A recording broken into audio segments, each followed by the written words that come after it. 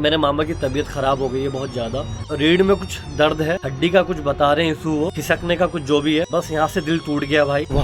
मामा की car start नहीं हुई तो बेचारे मामा टुक टुक में आ गए। उनसे बात करते हैं। तो बस रोना आ रहा है यार बहुत ज्यादा, क्योंकि साला मुझे अपने आप को सिद्ध करना पड़ रहा है बार बार यार। गाइस बहुत ज्यादा तकलीफ होती है बहुत ज्यादा, क्योंकि वो सोच रही है बच्चा टूट जाएगा, ये बच्चा टूट जाएगा और गिव अप कर जाएगा। पर इन्हें पता नहीं है मैं गिव अप तो करूंगा नहीं गाइस, मैं गिव अप तो नहीं करूंगा, आखिरी सांस तक लड़ता रहूंगा। भी एक तो मदर डे गया, बड़ा तकलीफ होती है मदर डे वगैरह जब कुछ आता है तो एकदम से रिमांड आ जाता है। Hello everyone, good morning guys, अस्सलाम वालेकुम। करते हैं चलो पहले इस ब्लॉग की जर्नी स्टार्ट। पिछले आपने ब्लॉग में देखा जैसे रेसा आया का एडमिशन हो गया था और दरअसल उसके पास समय कम था, उसने टिकट वापस की भी करवा ली थी, इसलिए उसको जाना पड़ा। नेक्स्ट डे आएगा वो दोबारा से, फिर स्टे करके जाएगा यहाँ, उसको फिर हम घुड़सवारी भी आराम से करवा देंगे। तीसरी बात, उस दिन मेरी बहस थी, आर्गुमेंट थी 156(3) में, जो कि मैं पिछले ब्लॉग में बता नहीं पाया आपको। भाई सच बताऊं बहुत अच्छी गई और थैंक गॉड उस ऊपर वाले का, उस मालिक का। चलिए मैं आपको मोटा मोटा बता दे रहा हूँ, इसलिए कि जज साहब ने बहस सुनी, आर्गुमेंट हुई। हालांकि जज साहब ने खुद मेरे वकील साहब से कहा कि आपने इसको सरकार को पार्टी क्यों नहीं बनाया, क्यों कि इसमें इन्वॉल्व तहसीलदार, पटवारी, ये सब भी लोग थे ना। मेरे वकील साहब ने कहा ठीक है सर सॉरी, मैं अब बना देता हूँ। हाँ ठीक है आप अभी बनाओ, मैं इसको अभी अलाउ करता हूँ। तो कुल मिला के बहस में ये हुआ और बहस को कंटिन्यू रखा। उनके वकील देखते रहे। उनके वकील का खाली ये कहना था कि ये केस क्रिमिनल नहीं है, सिविल में आता है, ये जमीन का जो मामला है। हालांकि पूरी कोशिश थी उनके वकील की, मेरे फुप्पी के वकील की, इस केस को सिविल में कन्वर्ट कराना और उसको फिर कैंसिल हो जाना। क्यों? क्योंकि सिविल का मेरा ऑलरेडी चल रहा है, क्रिमिनल मेरा मुकदमा है ये, और इसको वो सिविल में कन्वर्ट कराना चाहते थे। हालांकि लास्ट में मेरे वकील साहब ने बहुत अच्छी बहस करी, आर्गुमेंट। मैं उनके पास खड़ा रहा और एक एक बात उनको बताता रहा। नंबर 1, उन्होंने कहा कि साहब जब डेथ सर्टिफिकेट लगा रखा है इसमें, तो ये सिद्ध हो गया है कि फर्जी, जाली, कुटरछित जितने भी दस्तावेज इसमें लगा रखे हैं और इसके तहत ये क्रिमिनल मामला साबित होता है। तो जज साहब ने भी हामी भरी। उनके वकील से पूछा हाँ भाई बताओ इस मामले में आपको कुछ कहना है? तो बस वो ये कहते रहे कि नहीं हमने नहीं बनाया, हमने नहीं बेची जमीन, ये हमारे कारनामे नहीं है। तो बस वो फिर फाइल जहाँ तक उम्मीद है ऑर्डर पे ले ली थी और आज है वो तारीख ऑर्डर की। आज पता चलेगा गाइज क्या होना है उसमें आगे के लिए। 156(3) मुकदमा जो मेरा आर्गुमेंट हुई है उसमें परिवार में दर्ज होता है या नहीं होता है, ये तो खुदा जानता है या वो जज जानता है। खैर कोई नहीं, चलिए आज पता चल जाएगा, आज पता चल जाएगा या नेक्स्ट डेट में पता चल जाएगा।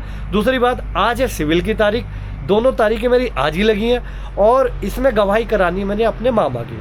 और कंडीशन बस यार एक ये आ गई है गाइज, आपको मैं बताऊं, मेरे मामा की तबीयत खराब हो गई है बहुत ज्यादा और उनकी रीढ़ में दर्द है, हड्डी का कुछ बता रहे हैं इशू हो, खिसकने का कुछ जो भी है। बस यहाँ से दिल टूट गया भाई। अब आ रहे हैं मामा जी, अभी वो कह रहे हैं पहले मेरी दवाई ववाई दिलवा दे। मैंने कहा चलो ठीक है। अब मेरा तो सन्न हो गया यार दिमाग, क्योंकि जज साहब ने जो सिविल वाले हैं वो भी बहुत गुड आए भाई, क्या बताऊं, तारीफ के लायक है, एकदम यंग है। बहुत छोटी डेट लगाई उन्होंने हफ्ते की। और उन्होंने जो दूसरे वकील है हमारे सिविल में, हमारे वकील और विपक्षी के वकील, उनसे कहा भाई आपने क्यों नहीं दी सूची अभी तक? जब बात बिंदु बन गए तो आप कब लेके आओगे अपने गवाह? भाई मेरी गवाही चल रही है, मेरे मामा की भी गवाही होगी, देम जो निकाह में बैठे हैं उनकी भी गवाही होगी। हमने टेलीकास्ट कर दिया है, कहने का मतलब है हमने सारे एप्लीकेशन देके खोल दिया है कि हम इस केस में इतने इतने लोगों की गवाही कराएं, बट उन्होंने नहीं खोला। तो ये चीज जज साहब ने पकड़ ली, सिविल वाले जज साहब ने, और उन्होंने उनकी मतलब क्लास लगा दी। तो उन्होंने आज का वादा करा है विपक्षी वकील ने। तो उन्होंने कहा मैं सर मैं भी सूची दे दूंगा अपनी। और हमारे वकील से उन्होंने कहा जज साहब ने एज ए रिस्पेक्टेड, तो उन्होंने कहा भाई ठीक है आप इनके नेक्स्ट की गवाही कराओ। तो मेरे वकील साहब ने कहा ठीक है सर मैं इस तारीख को इनके मामा को बुला लेता हूँ, बट कंडीशन, मेरे मामा की बहुत ज्यादा तबीयत खराब है। बस ये आपको बताना था। और मेरे मामा भी आ रहे हैं गाइस। मैं बहुत ज्यादा परेशान हूँ यार अपने मामा को लेके, कि कम से कम 60 साल उनकी उम्र हो चुकी है, तो थोड़ा सा दुख होता है। चलिए खैर दुआ करना मेरे मामा के लिए। पहले हम सोच रहे हैं या तो उनको दवाई दिलवाते हैं, और दवाई दिलवाने के बाद अगर उनकी कंडीशन होगी जाने लायक कार से, तो मैं कार से ले जाऊंगा उनको, मामा को। और नहीं जाते हैं तो फिर मामा का पर्चा जो हॉस्पिटल से होगा, वो पर्चा फोटोकॉपी मैं अपने वकील साहब को लगवा दूंगा। तो दोनों में से ये चीज रहेगी गाइस। अभी वो चीज तो मेरे मामा बताएंगे, जस्ट अभी आने वाले हैं। तो चलिए गाइस मामा से पता करते हैं उनकी कंडीशन है या नहीं है। पहले डॉक्टर साहब के पास उन्हें लेके चलते हैं, दिखा देते हैं, उसके बाद फिर तय करेंगे कि मामा चलेंगे या नहीं चलेंगे मेरे साथ। चलिए गाइस। भाई मामा की कार स्टार्ट नहीं हुई। कैसी तबीयत? अस्सलाम वालेकुम। तबीयत कैसी है? अच्छा, चलो फिर मैं जा रहा हूँ, मेडिकल दे दो अपना ये, तो रिपोर्ट दोगे ना इसकी मुझे? वहाँ फोटो ले जिसमें, हाँ फोटो ले लो। तो अभी कहाँ चेकअप कराओगे? अब वहाँ जा रहा हूँ, अग्रवाल के बाद दिखाना है उसको। अच्छा, इसका सर 1 मिनट दे दो, मैं ज़रा फ़ोटो खींच लूँ।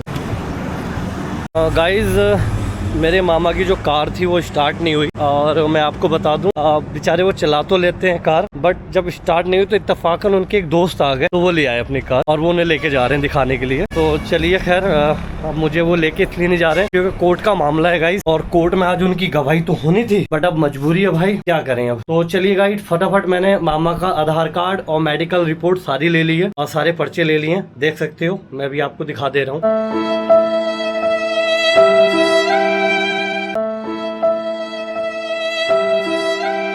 ये सारे पर्चे लिए मैंने, फोटो खींचे, और उसके बाद अब निकलते हैं सीधा रामपुर। चलिए फटाफट, बहुत लेट हो गए यार, धूल जम गई है गाइस, बहुत धूल जम जाती है। अभी 2-3 दिन से खड़ी है ऐसी, देखते हैं सलप में होगी नहीं होगी स्टार्ट। अरे वाह भाई, पहले ही सलप में।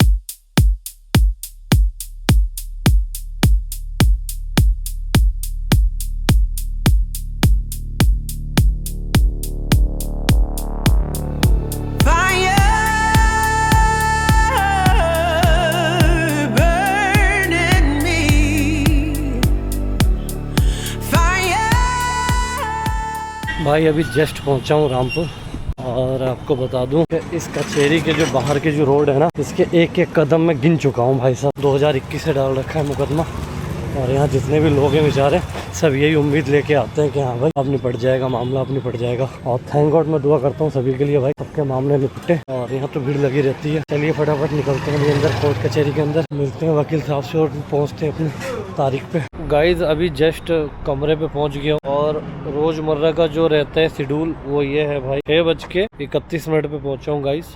कभी कभी लेट हो जाता हूँ, वो कारण ये है कि एक तो यहाँ से जर्नी 1 घंटे की है, जहाँ से मैं रहता हूँ यहाँ रुद्रपुर से, और रामपुर जाने का 1 घंटा लगता है। और उसके बाद फिर आज जो हुआ है कोर्ट के अंदर, समस्या बस ये है गाइज, थोड़ी सी गलती मुझसे हो गई, बड़ा अफसोस हो रहा है, बहुत ज्यादा अफसोस, क्योंकि सिविल में मेरे जवाब चल रहे हैं भाई, और मेरे बयान लिखे जा रहे हैं, उनके वकील आर्ग्यूमेंट कर रहे हैं मुझसे। तो आप सोच सकते हो मैं इतना ज्यादा टेंशन में आ गया हूँ, बहुत ज्यादा भाई। पल याद आ जाता है अपने मम्मी और पापा का, बहुत ज्यादा, मैं गाइस बता नहीं सकता। इन लोगों ने मुझे इतना बेबस कर दिया है। मेरे परिवार में जो मेरी फुफ्फियां हैं, बहुत दुख होता है यार, बस अब क्या बताऊं, आंखें नम हो जाती हैं गाइस।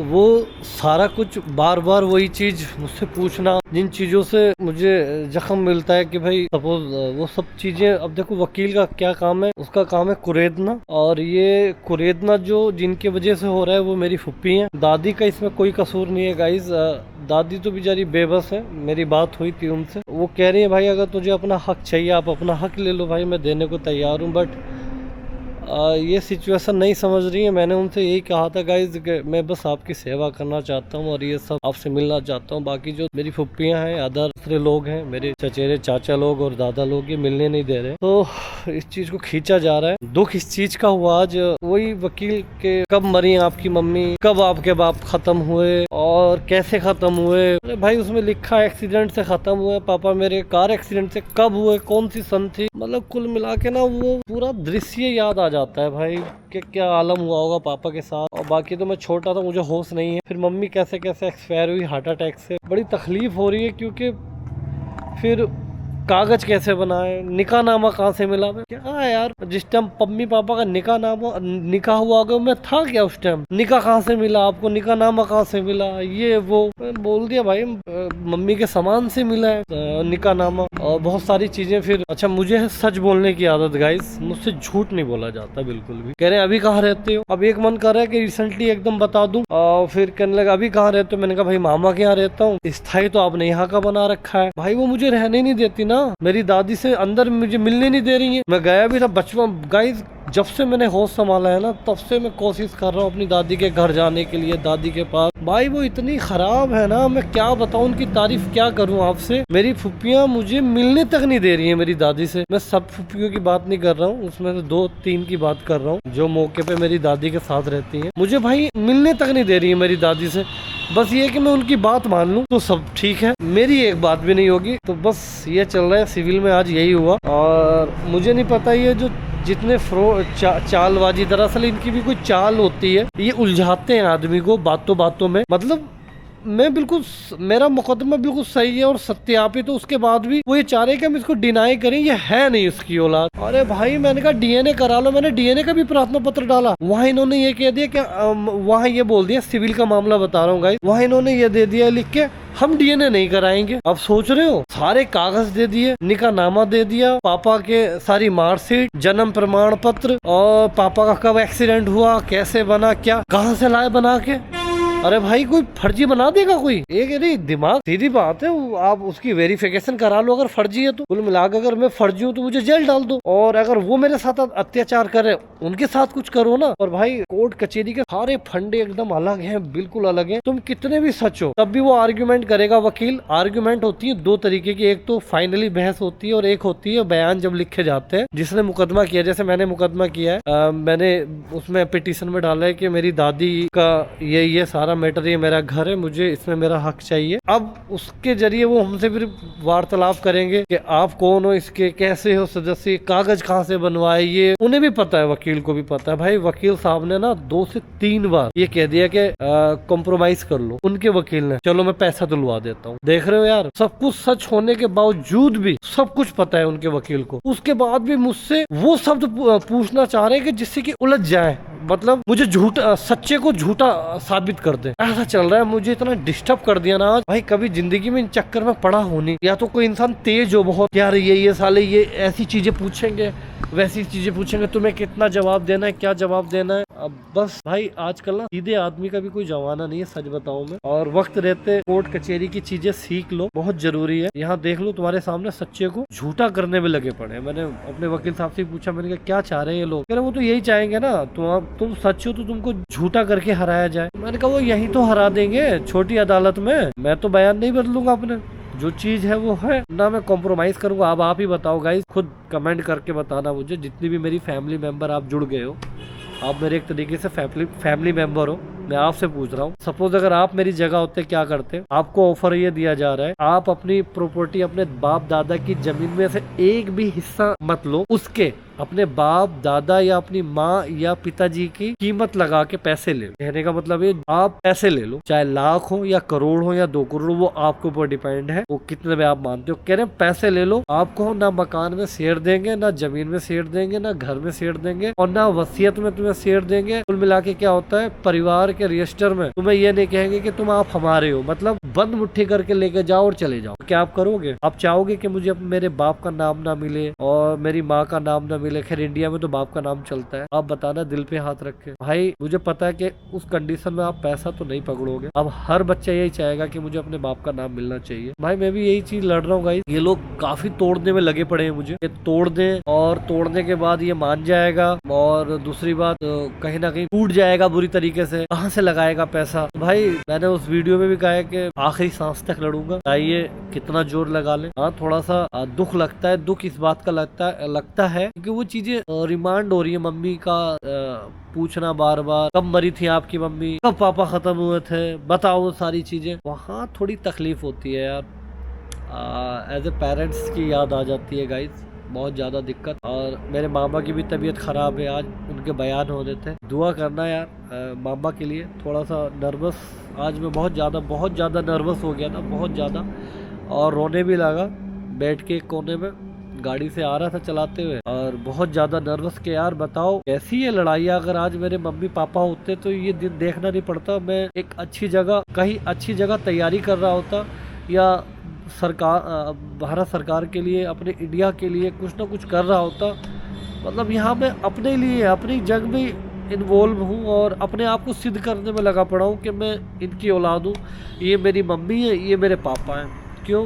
कल को अगर सीए एनआरसी लग जाएगा, ये चीज मैंने कहीं भी अपनी फैमिली वालों से संदेशा भिजवाया, भाई कल को एनआरसी सीए लग जाएगा तो मैं कैसे साबित करूंगा। आज वो ये बोल रहे पैसा नहीं ले रहा है, क्यों नहीं ले रहा है, भाई क्यों लूं मैं पैसा, आप बताओ। सीधी सी बात है, आप तो पैसा देकर छुट्टी हो जाओगे, कल को एनआरसी लगेगा, कहाँ से सिद्ध करूंगा मैं। बहुत सारी चीजें हैं भाई, ठीक है, जितना उनको करना है वो करेगी। बेफिजूल पैसा उड़ा रही है गाइस, सब बाप दादा की मेरी जो संपत्ति है उसमें से बर्बाद कर रही। क्यों? क्योंकि उन्हें पैसे की कदर तो है नहीं, पैसा कमा है नहीं रही है। और मैं तो तब मानू ना, जैसे मैं कमा के लगा रहा हूँ अपने कोर्ट कचहरी में, ऐसे वो भी नौकरी करके लगाए। भाई बस मैं कुछ कह नहीं रहा हूँ शब्द, क्योंकि मेरी फुप्पी लगती है और फुप्पी माँ की जगह होती है। आज भी उनको माँ के दर्जा देता हूँ। मैंने क्या पता अल्लाह ताला उनके दिमाग में मेरे लिए मोहब्बत डाल दे, आज नहीं कल, कल नहीं परसों। बस यही कहती है कि देखो उस लड़के ने हमारे साथ गलत करा। आप बताओ गाइस मैंने क्या गलत करा? मैंने हर एक मुकदमा करने से पहले उनकी गिड़गिड़ाया, मैंने पैर पकड़ने का मतलब है उनसे मैंने रिक्वेस्ट की, भाई मेरी दादी से मिलने दो, मुझे मेरी दादी से मिलने दो।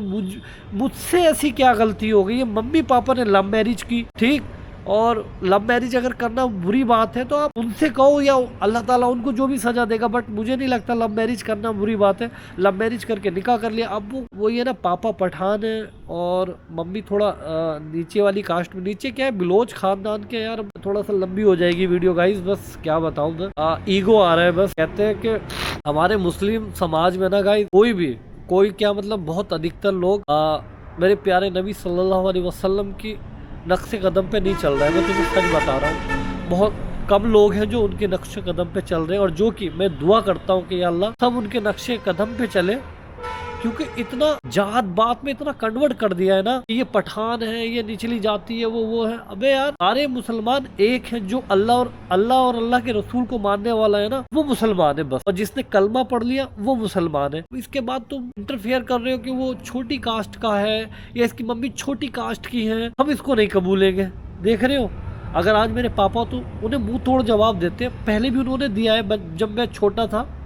वही है ना, औरतों के मुंह कौन लगे यार गाइस। बहुत ज़्यादा दुख लग रहा है कि मेरी फुप्पियाँ बेफिजूल पैसा उड़ा रही हैं यार, इतना बस रोना आ रहा है आज बहुत ज़्यादा। क्योंकि साला मुझे अपने आप को सिद्ध करना पड़ रहा है बार बार यार गाइस, बहुत ज़्यादा तकलीफ़ होती है, बहुत ज़्यादा। क्योंकि वो सोच रही है बच्चा टूट जाएगा, ये बच्चा टूट जाएगा और गिव अप कर जाएगा, पर इन्हें पता नहीं है मैं गिव अप तो करूँगा नहीं गाइस, मैं गिव अप तो नहीं करूँगा, आखिरी सांस तक लड़ता रहूँगा। थोड़ा दुख होता है क्योंकि वो बार बार याद आ जाते हैं पापा, मम्मी पापा एकदम से। अब आपको पता है अभी एक तो मदर डे गया, बड़ा तकलीफ़ होती है मदर डे वगैरह जब कुछ आता है तो, क्योंकि एकदम से रिमांड आ जाता है। खैर कोई नहीं, आप मेरी फैमिली हो तो मैं आपके सामने बता रहा हूँ ये चीज़, बड़ी तकलीफ़ होती है यार बहुत ज़्यादा। और क्या बताऊँ बस, चलिए गाइस अभी के लिए मुझे माफ़ कर दो, थोड़ा भावुक हो गया मैं। ये वीडियो ज़्यादा शेयर करना, खासकर मेरी दादी तक पहुंच जाए या मेरी फुप्पियों तक पहुंच जाए कि भाई कम से कम अल्लाह को मुंह दिखाना है नहीं दिखाना है, या दौलत संपत्ति साथ लेके जाओगी अपने, है? आप समझ क्यों नहीं रही हो भाई, क्यों नहीं समझ रही हो? ये नहीं देख रही हो कल को आने वाला माहौल कितना खराब होने वाला है, कल को मैं कैसे सिद्ध करूंगा अपने आप को, कल को CNRC लग जाए। मेरे पापा और मम्मी जो नाम है ना उसको लेके उसको तराजू में तोल के पैसे दे रहे हो, और मुझे फिर मेरी दादी से महरूम रख रही हो, दादी से मिलने नहीं दे रहे गाइस, बिल्कुल मिलने नहीं दे रहे।